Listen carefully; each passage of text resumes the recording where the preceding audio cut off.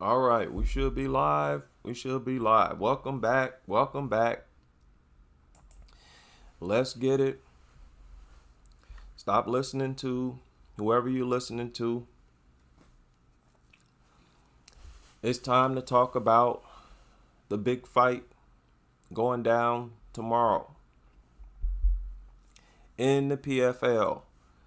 Dakota Chiva, you saw the thumbnail, you saw the title. Can she turn hype into respect? Let's be honest. Right now, she's riding on hype. She's living on hype right now. As far as comparing her to the likes of UFC champions, that's hype. When you look at her record and you don't see the caliber of fighters required to make these kinds of comparisons, yet you're making the comparisons anyways, that's hype. Now, I made a whole different video going over Dakota's entire history, her entire career.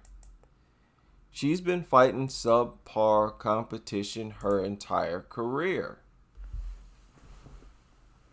Right up until, and I'm including her very last fight, her most recent opponent. This is her first true test. Now, I'm going to let Dan Hardy chime in here. I thought he did a good job. Each. Dan, am I wrong? See if we can get The some sound ladies here. might Hope I steal got the sound. show. Dakota Ditcheva and Tyler Santos is the Can y'all hear me? Okay, hopefully everything's working good. one I'm most excited about. I'm excited about all of them, but this one's just a notch above for me. How about you? Yeah, I agree. I agree. And everyone I'm talking to is giving me the same kind of vibes, to be honest. I mean, a lot of people are excited to see Brendan try and get the belt a second time around, especially after he missed out last year. And obviously, Timur Hizriev undefeated in front of him as well. It's a real stiff test. But I feel like there's just been so many questions around Dakota. It's like, is she the real thing? There are a lot of fans that are they're like 1 foot on the hype train. They're like, I'm not quite ready to fully commit yet. I need to see her fight someone who I know is an elite level world class fighter, and that's Tyler Santos, isn't it? Like she holds that credential, that pedigree of competition. When she steps in there, and that's what Dakota's got to prove herself against. In order to keep moving forward with her career and keep growing her brand, a big win over Tyler Santos would go a long way, probably further than all of the rest of her fights put together, if we're honest. And all of her fights put together? Pump the brakes, Dan.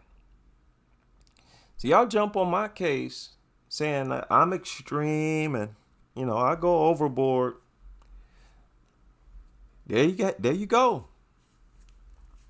And I have to agree with him. That's a huge statement. I mean, when he's combined all of her opponents, then this one is the most significant. Man, oh man. And can y'all believe this is the fight right here where she won the tournament? Won the tournament. And after she won that fight, okay, she's standing in the cage with a belt, with a huge check. I shared the article. You can look it up yourself. And she proceeds to tell us why she's going to duck Liz Carmouche. Oh, I'm not ready for that fight right now. Oh, I respect her so much. But I don't deserve that fight right now. Yeah, that is what Dakota was saying after she won the tournament, just on top of the world. Okay, you just won the 2023 PFL Europe Women's Flyweight Tournament. All eyes on you. They start talking to you about a fight against Liz Carmouche, and she starts tap dancing. Right? She starts percolating. Break dancing with her tongue. Oh, I respect her so much. But I would if I had to, because I'm a lion, I'm a warrior. But I'm not ready for that fight yet. Oh, I respect her so much. And then she goes on to fight Lisa Malden. What?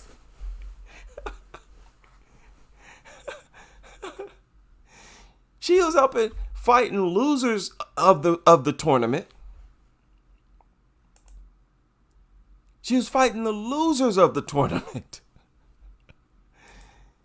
Wins the tournament, right? Yeah, won the tournament. And then says, oh, no, I don't want Liz Carmouche. Give me Lisa Malden. Then give me Chelsea Hackett. Then Jenna Bishop.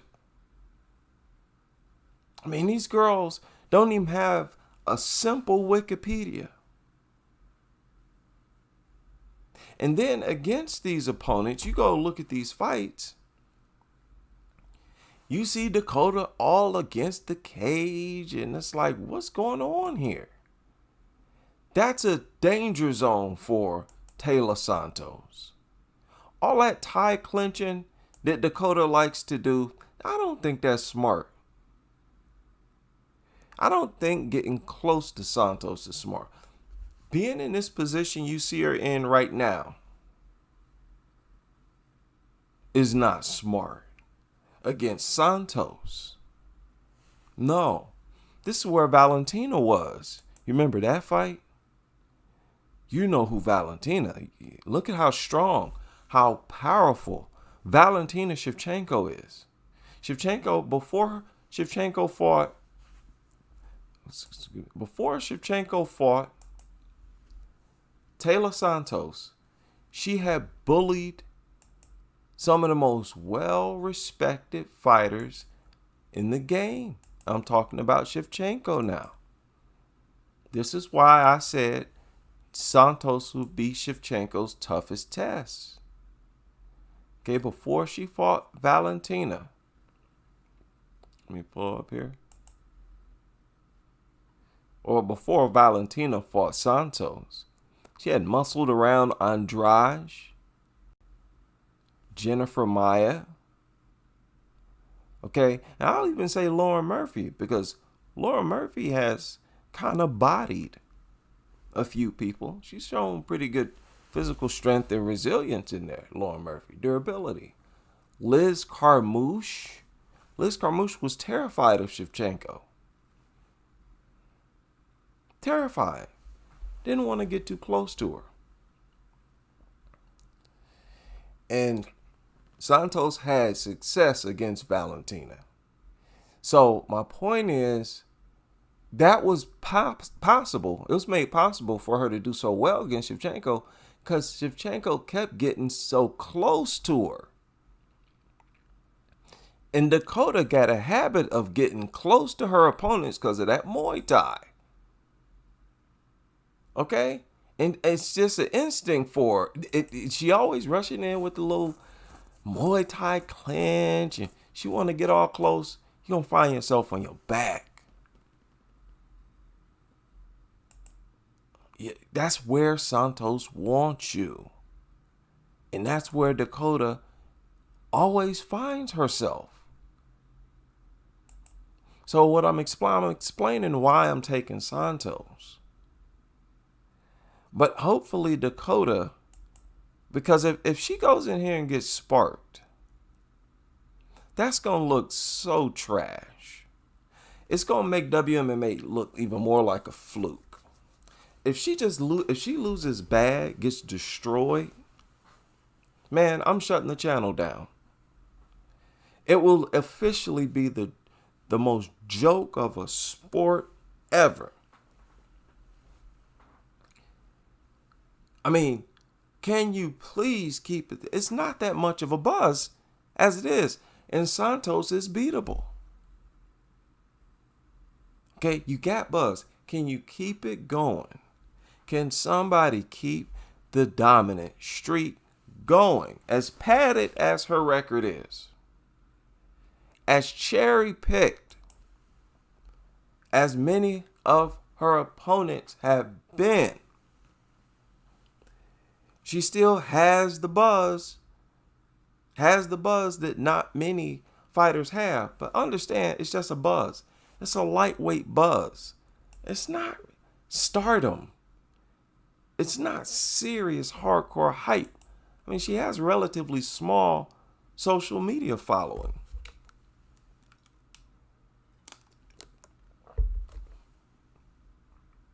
Her alleged stardom is based on how often the PFL says her name and pushes her out there. That's the extent of her stardom. It's not reflected in her actual following. But that said, she has the fighters know her. Yeah, and for me, that's good enough. That's good enough. Now, this is that meme I was talking about, or whatever it is. What do you see here? What do you see here? What you're looking at is the selling of a win streak, of a fighter doing well. The selling that fighter based on how well she's doing, how much she's standing out. This is what you need to grow any sport. They got the names of her opponents that she stopped. Like some kind of mural, right? 100% written in big text. Finish rate in the PFL. Boy, they are pushing this woman. Okay? Most girls don't have this kind of buzz. It's going to look bad if she go in here and get fraud checked. Is she the next one to get fraud checked? Here it is. You fight your very first top caliber, or let's say UFC level fighter. Very first respected test, a former title contender. Fighter, a lot of people thought she beat Shevchenko. You go in here and get ragdoll. That's going to look so bad.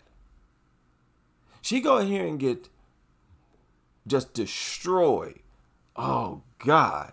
That's going to do far more damage to people who cover WMMA. People going to look at us like, what in the world are y'all covering that joke of a sport for?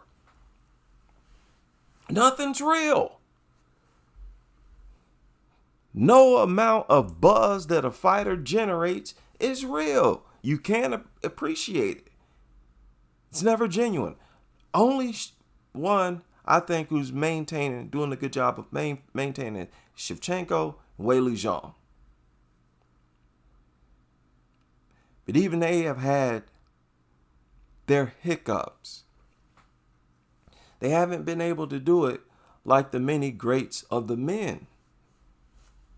Okay?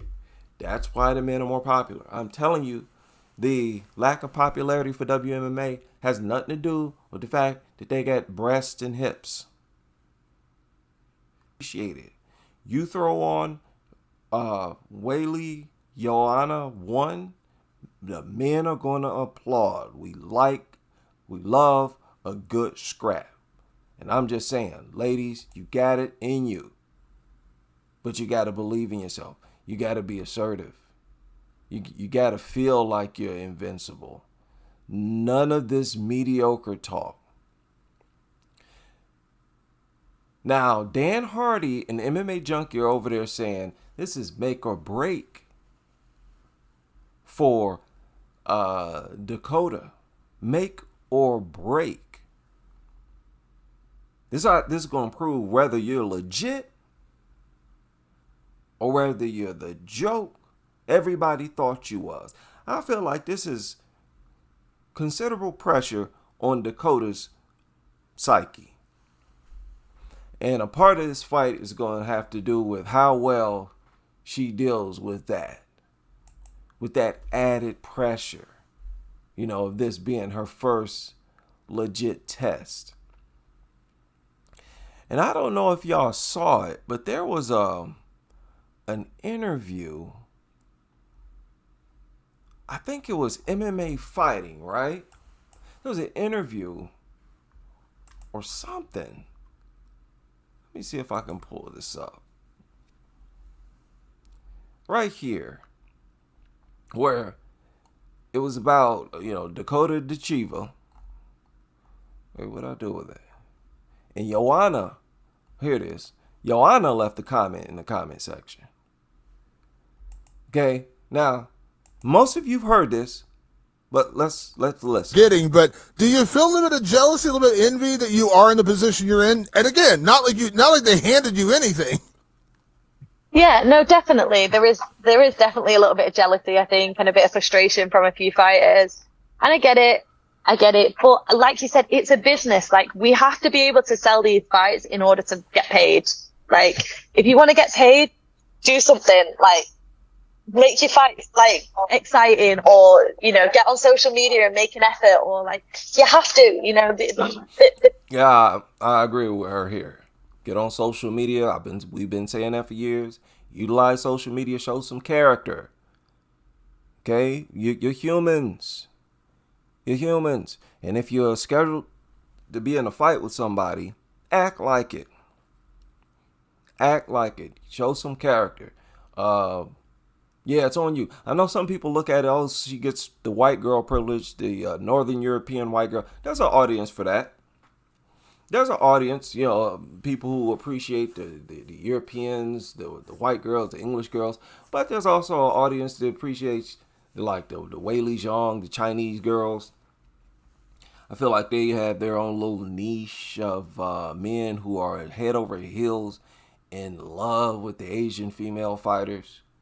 Almost like a worship thing. They just want to see them and stare at them all day, right?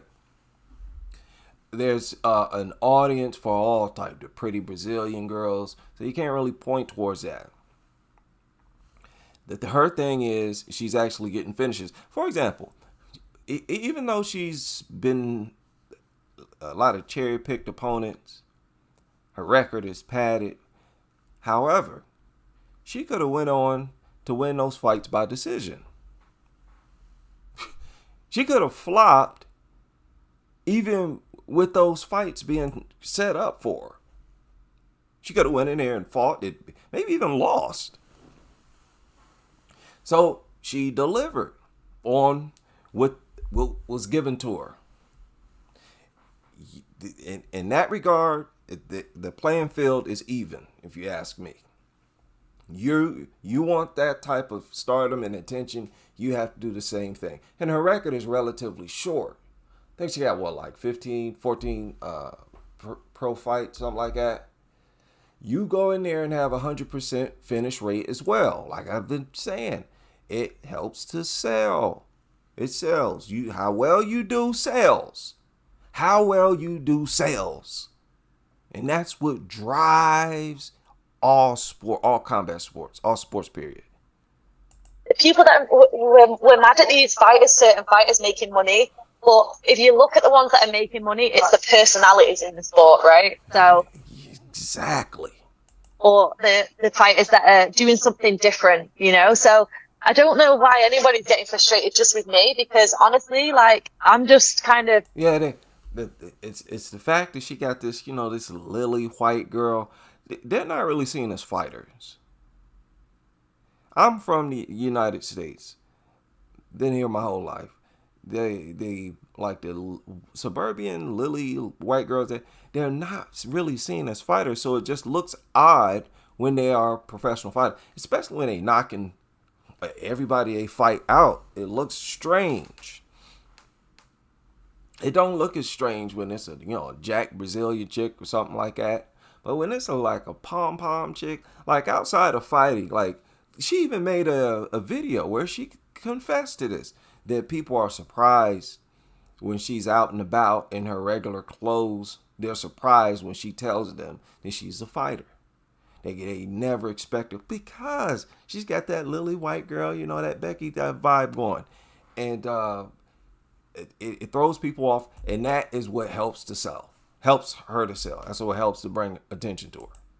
Getting what I can out of my years in this sport. And I feel like that would be the clever thing to do, you know. Even though she's from England, it really don't matter.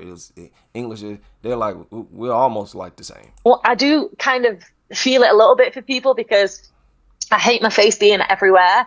And if they would put someone else on camera, then fair enough. But if it doesn't work for what they're trying to show, it doesn't work. You know, and another thing is, like, I feel really lucky that I speak English because you need very true to be able to speak English in this industry. You have to. And I think if you don't, you get left behind a little bit. Yep. Like, no one wants to read subtitles. That's another thing. So it's like really, and I hate to say that because I feel like I'm very spoiled the fact that I do speak English and it is an advantage for me, but it's just the way the business goes and it's not something I've chosen. It's just the way things work. So I kind of just, it goes over my head when people moan about it, and I just carry on getting what I can out of it. Okay. More power to her. I agree with everything she said there. But just understand, there's no, like, I don't think there's any white privilege at play here with Dakota. Like I said, there's a market for those type of girls, and there's groups of men who don't like the blonde or who just don't appreciate how she look anyway. And I don't think she look all that attractive, even though they do try to sell her based on her looks, like I've been saying for a long time. Here's another example what I'm talking about. Look at the title of this article: Beautiful and Dangerous. The Dakota Dichivas.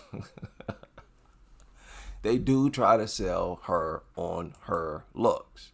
Get her all dolled up and, go to her Instagram. You can see. But what is Joanna talking about right here? This is the interview I referred to earlier. What is Joanna talking about right here? You heard what Dakota said. I wanted to make sure to play everything she said. And then Joanna says, you know what to do? No, we don't know what to do, Joanna. Why don't you tell us? Is she suggesting that she goes to the UFC? That's the only thing it seems like. That's what it seems like this would have to have. Especially if she were to win this fight. You win the fight. What are you going to stick around to have a rematch with Lisa Malton? I mean, and look, she could fight Liz Carmouche. But two dangerous fights. That I don't know if she wins those. You fighting two grappling heavy, wrestling heavy, physically strong fighters who are real good at getting you down. And listen to this. Listen to what she said here. Boy, she's crashing out. She's crashing out too. November is a big month for MMA. She's crashing out. Just like Wayne Kong. Now listen to this. Yeah, and Tyler Santos on the other side of the bracket, I think is somebody that was circled coming into this, big free agent signing for PFL. I'm guessing you're not necessarily surprised that she's the one on the other side of the bracket. Was she one that you expected once you got to this point you'd see? Yeah, for sure. I thought she was one of the stronger ones that were going to turn up, Yeah, and I guess what do you make of her, right? Because I think there's something interesting, obviously, is that she fought Jenna as well, and people were kind of surprised maybe that she wasn't more dominant. It was a split decision. Meanwhile, you go out there and you knock out Jenna in the first round. So I know styles make fights. MMA math isn't always accurate, but did you take anything away from that sort of performance? And I guess what do you kind of make of her as an opponent? Yeah, no, I respect her totally. I know what she's capable of. I used to watch her when she was in the UFC and think she's an amazing fighter. So I know what I'm up against for sure. I knew before the tournament, the season even started, that she was going to be one of the ones to watch out for. So I'm in no denial there, but I also know what I'm capable of, and I don't feel like, I have anything to worry about here. It's going to be a good fight, and I'm excited for that. It's going to be a real good test. Nah, no, hold on now. Now, I don't believe that she believes that. I don't believe that she believes that she's fought the best ground fighters possible. Come on. She knows better than that. Look at her record. There's no way she could argue that she has fought the best possible ground fighters out there. Santos is very good at keeping her opponents down and really at getting them down. Okay, so that's not true. I'm 100% ready for it, and I feel like what I've shown in the tournament is it's going to be, it's going to be a rerun, my fourth highlight for sure. My fourth highlight. She said she has promised to turn Taylor into a highlight reel. She crashing out. This is Wayne Kong level stuff. Oh, I'm gonna wipe the floor with her. Oh, I'm about to make a highlight out of her. This is about to be the next highlight opponent. Okay, maybe the ladies don't understand the magnitude or exactly what they're saying when they say stuff like this. You're crashing out. Okay, men can't get away with talking like this. See, that's why men have dust-ups and women sit around scratching their head like, what was it all about? What was it? Men are very receptive to whether or not you're being disrespectful or offensive, or else you're trying to challenge them. Very receptive to being challenged. You talking like this, you crashing out. Calling this girl a highlight reel. Your first real stiff test you claim before the fight against the first UFC caliber, most respected. You heard what Dan Hardy said? This is easily the most respected opponent. And you just said you about to turn her into another highlight reel? Now, I don't have a problem with her crashing out. I love it. That's what I'm here for. I just want to point out that that's what we're looking at. I like when fighters do this. Okay, that's why whenever they do it, I'm all over it. I'm probably the one and only a person who points out some of these things that these fighters say. Okay, then she's not done. She's not done. Listen to this. Yeah, and you mentioned the grappling that you showed off last fight. I think her game plan a lot of times has kind of resorted to that in the UFC and whatnot. So any concerns there? Do you feel like she's one of the stronger grapplers that you've faced to date? Yeah, she possibly could be, but I feel like Jenna, was a tough test as well, and I got up off the floor. I think the difference between me and Talia is that she wants to, go on the floor and she's happy to stay there and fight it out, whereas I want to get up and start striking with you, I'm going to get up and, put on a show for the fans. So she thinks, I'm going to do a Jenna and kind of fight with her on the floor and waste my time there, That might happen for a little bit, but I'll be back up to my feet ready to put on. Crashing out.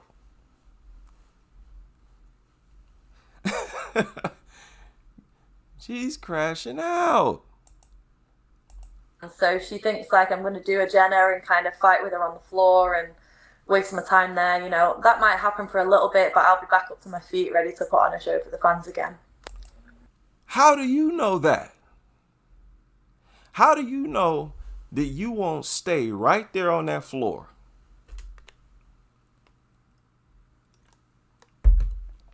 She crashing out. She's saying, Santos, you are a joke. That's what she's saying. I don't want to hear it. I don't want to hear nothing. Attica has spoken. That's what she's saying. Santos, you are a joke. If you get me down, I'm going to pop right back up. I'm about to turn you into a highlight reel. First, true test. You're a joke. Your grappling is a joke. Your ability to keep your opponents down is a joke. Go ahead then, Dakota. Crash out, girl. I'm here for it. I'm here for it. Yeah, and I think you're sitting at 13-0. You've pretty much done everything that you've said you're going to do so far. You've been a great rising star for PFL. So when you start to kind of build that momentum, I think there is some doubt or people kind of look for you to slip up or fail. With that, I think a lot of people think this is like the first major test that you've had. Do you feel that at all, or do you feel like it's just something that you need to show to everybody else? Yeah, no, I train at American Top Team. I'm tested every time in the gym, trust me. Every sparring session, I'm having tough rounds. So, A lot of girls train at American Top Team.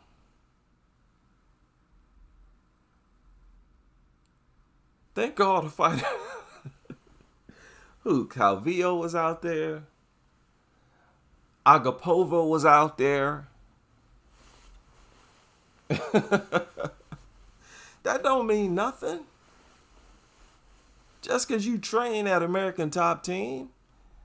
Girl, calm down. Calm down. No, you shouldn't have said that. All right? You shouldn't have said that. But we're going to overlook that. We're going to overlook that comment, all right? Strike that from the record. You need to show to everybody else. yeah, no, I train at American Top Team. I'm tested every time in the gym, trust me. Every sparring session, I'm having tough rounds. So they don't need to worry about me being tested. The girls have fought. If my striking wasn't as sharp, they probably would have been tests for me. She is a better striker than Taylor. But Taylor's a dangerous striker. And she better be careful. Okay? That's all I'm going to say about that. But if she starts to best Taylor striking, that won't surprise me. That I expect to see that. My question is, can she survive the takedowns, the wrestling, the grappling, the jiu-jitsu? Jenna was a test, obviously, for Talia, but she wasn't for me. So, I think people say that I haven't been tested yet. It's just that I've kind of shown up on the night and been able to make it look like these girls aren't on my level. Yeah. Against carefully selected opponents, in my opinion, up until now. Now, I don't think she can ever escape that epic duck against Liz Carmouche. Okay, so if she loses, it's gonna look even like double worse, because people will also be like, oh, okay, that's why she didn't want to fight Liz Carmouche. She go in here and get pancaked, mauled, ragdolled, and all of that. So what Santos can do, she's good at that type of that mauling. And she's shown very good strength, Taylor Santos. So I don't think this is gonna be the same as when she fought Jenna Bishop. It's gonna be a different fight. These are different fighters. And did I point out that they are trying to sell her based on her looks? That's another thing that fighters can't get upset about, because they would do that with any female. They're going to try to sell you on your looks. Here's an example. You see the title, Beautiful and Dangerous, the Dakota Dechiva story. That is so wrong. Would you say that? Would they say that about Verna? Would they title an article about Verna like that? Be honest. Probably not. But hey, that's the world we live in. Another thing, this is a big flyweight. 2 inches, allegedly, 2 inches taller than Taylor Santos, with, I think, a 2-inch reach advantage. Okay. And another thing, I feel like Santos feels like this is a real challenge, especially after face-offs.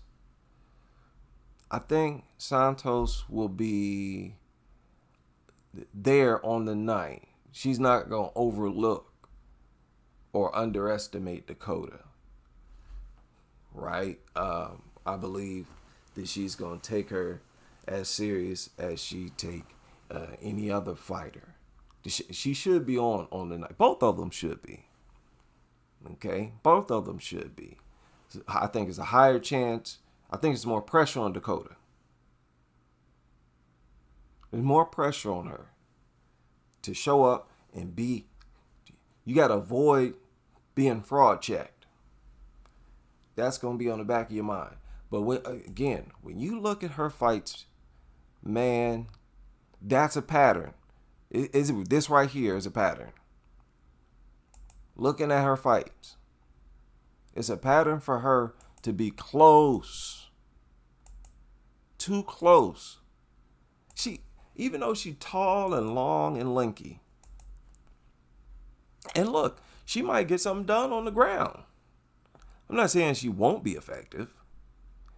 She might get a submission. But even though she's tall and lanky, she don't really fight tall. She's not rangy when she strikes. She's one of those tall, lanky fighters with, a lot of reach, who still got to get real close to you to be effective. She can't hit you from far on the outside. But so can Taylor Santos. Another thing, remember that Santos she was a respected Muay Thai fighter as well. I've always shown respect to Molly McCann's striking. I know a lot of people don't. But Molly found out real quick, you can't just walk over. Listen, I put it like this.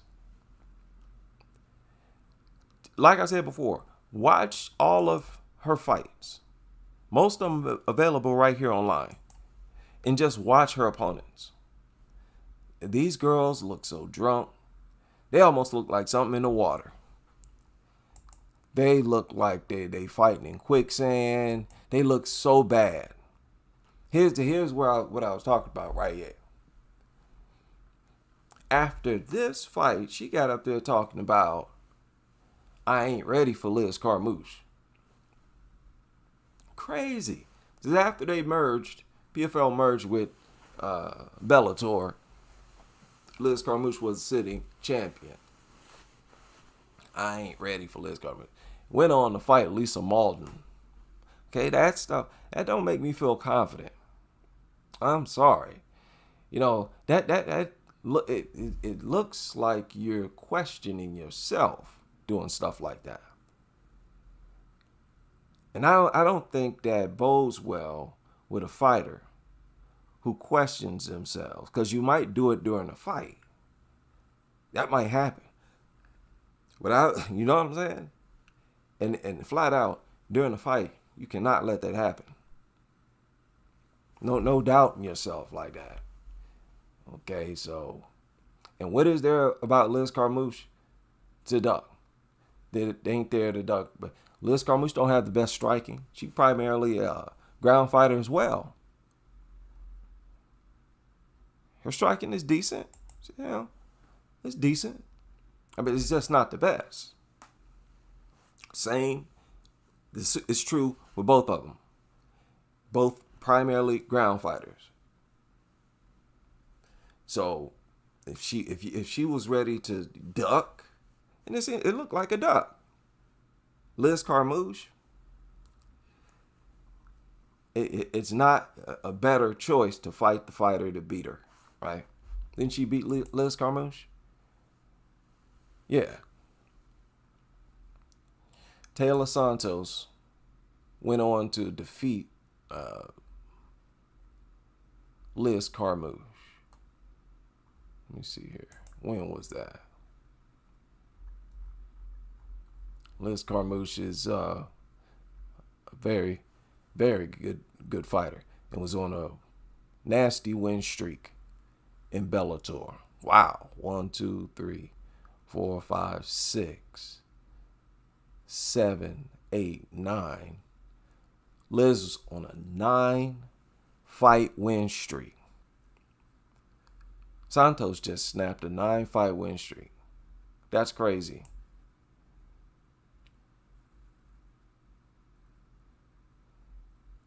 Yeah, Liz did a lot better towards the end of her career. Currently 40 years old. That's what I'm saying. A lot of these fighters, they're only 32, 33, 34. We're going to see a lot more from a good number of the current fighters on the roster. So that's my take, man. Dakota, this is her first true test. Easily. Santos is very durable. You know, I respect Dakota's power. She got good power. She might stop Santos in the first round as well. Body shot, head shot. That's another thing. That's another reason for her hype. She's getting stoppages early with strikes. And again, even if her opponents are being cherry-picked, fighters flop despite their opponents being cherry-picked all the time. It happens all the time. So if they were being cherry-picked, which I believe they were, she was still upholding her end of the bargain. She was still delivering stoppages. Now she had one decision victory right here. Okay? 5th professional fight. It's by decision. But all the other opponents, she was able to finish most of them in the very first round. So that's genuine buzz. That's good optics too. Good optics. Ronda Rousey-ish. That's a good foundation, a solid foundation to build a star on right there. Right? Irrefutable. So why would I root for that to snap, to break? By a fighter, who's been at the top of the mountain already. We've seen Taylor, not with the title, but fight for it. That won't help. It won't help WM. And then people look at it, oh, what a fluke. That's how people will look at it. She go in here and get mollywop. She go in here and get slapped around, get her face knocked off. Right? Teeth slapped sideways. People gonna look at this and be like, wait a minute. Hey, wait a minute. Man, this chick, WMMA is a joke. So, flat out, she has to win. She has to win. Go ahead, going up there, you gotta win. No doubt about it. So, but look, just being honest, I'm taking Taylor Santos. But I hope, we can continue with this. Because here's the thing. She got Joanna constantly in her ear. She's at American Top Team. Kayla Harrison was there. There's no doubt she's thinking about going to UFC. And what you gonna do over there at 125? I'm telling you, they will give her a title fight in her UFC debut. Oh yes, they will. And they need to. They better.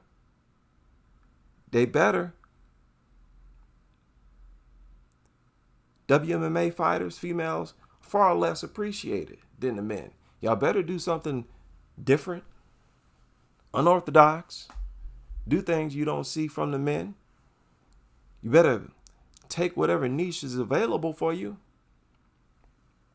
She beat Santos.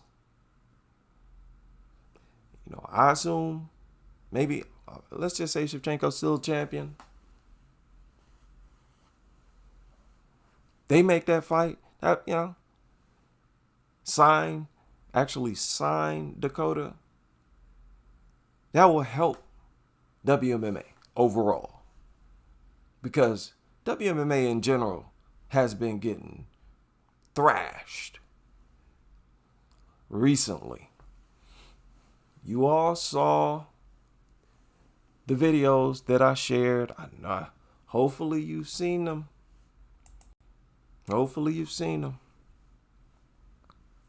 But people are starting to figure it out. Okay, again, posted them in my community section. I'm about to go to them right now. Y'all not gonna miss this. No, we're not gonna miss this tonight. Here's one right here, titled "The Problem with Women's MMA." Be sure to listen to that. Uploaded a month ago. People are figuring it out. The problem is not enough standout fighters. Kayla Harrison, you better not get fraud checked. When they make this fight against Juliana Pena, you better take that belt. Here's the other video. Uploaded 3 days ago. Titled "Women's MMA Has a Huge Problem. People are figuring it out." And because so few of them are standout, more people are looking at it. That's why people are looking at it as a joke. See, here recently it's been hard for people to understand even why they have so little respect for it. That's why. Because all it takes is for more of them to be exceptional, comparable to the men. And I'm telling you, I think they would be, granted they're getting stoppages. You need the stoppages there. Got to be a stoppage threat. They'd be just as, accepted as the men. They would. I'm telling you. Men are fair when it comes to combat. We respect combat. If it's good, quality combat, we will applaud it. Okay? I know y'all see a lot of harsh comments in the comment sections after fights and when fights are made. Get a lot of criticism against WMMA. But I'm telling you, it's not a sexist thing. It's not really a sexist thing. Even the harshest critics, you're going to hear them applauding some of the female fights. I guarantee you they're going to have their own little personal list of female fights. They but this fight, and that fight, and that fight. And it's really a lot of them. A lot of these small cards, these little fight nights, a lot of them have a lot of memorable fights. If you look back at it, you really got to keep a list. You got to keep a list of the best fights, because a lot of these low-level, low-tier fights have delivered like historic fights. So it happens, just not as often. Yeah. And yeah, they always trying to, push beauty. Yeah, beauty. And that's dangerous, because a lot of girls they'll look at it's a beauty contest. And they'll enter MMA under that, backdrop. They train, right? They hit a heavy bag, whatever. Get in shape, I can throw a punch, okay. And then it's too many trainers willing to then train them. Yeah, you could do it, you could fight. Nah, man. The male trainers, y'all need to be more selective about who y'all train. and who y'all want to groom to be fighters, man. Be more selective. A lot of these guys, I suspect, they see the girl, she cute, she got a few things sticking out, and no, y'all gotta stop doing that. We need more standout quality fighters. You get a room full of 20 women, you might pick one. Okay? Might be one or two of them in there. Be more selective. We need better quality fighters. And I'll land it there. And I will see y'all on the next live stream.